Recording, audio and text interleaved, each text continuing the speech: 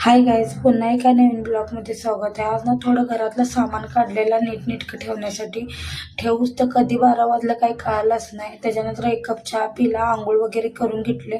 म्हणलं लाडूला अजून 1 तास आहे, म्हणलं बराबर आवरून घ्यावं. फक्त चपाती भाजी आणि शिमला मिरची फ्राय केली, तोपर्यंत टाईम झालं. 1ला 10 मिनटं कमी असताना मी लाडूला आणायला जाते. आणि टायमाला लाडूचे पप्पा बी घरात नव्हते, त्यांना आणायला लावलं असतं. तिने बाहेर गेलेले होते आर्यनला घेऊन. म्हणलं मी जावं लागलं. मग इथं गॅस वगैरे बंद केला. म्हणलं आमटी नंतर फोडणीला मारू, पहिला तर लाडूला जाऊन आणू. लाडूला विचारला, मी रोज विचारते लाडूला शाळेचा दिवस कसा गेला, पेपर चांगले गेले का, रोज असं काही ना काही विचारत असते. मग घरी गेल्या गेल्या पहिलं तर आमटी फोडणीला मारा म्हणलं, जाम भूक लागलेली. तोपर्यंत लाडूचे पप्पा आलेले होते. म्हणणार अजून तर तुझं स्वयंपाक झालं नाही का म्हणायला नको.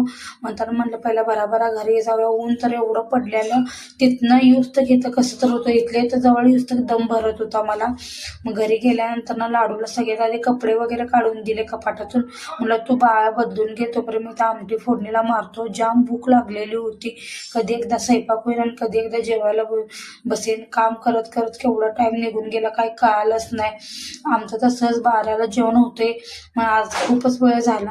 आमटी वगैरे फोडणीला मारल्या. आज जेवणामध्ये होते काकडी, पापड, शिमला मिरची फ्राय केलेलं, चपाती, वांग्याची आमटी. भाजीला तर काही नव्हतं, म्हणून असं काहीतरी होतं जेवणामध्ये. व्हिडिओ आवडला तर लाईक, कमेंट, शेअर करा, फॉलो करा, चॅनलला सबस्क्राईब करा. पुन्हा एका नवीन व्हिडिओमध्ये भेटू. व्हिडिओ आवडला तर लाईक, फॉलो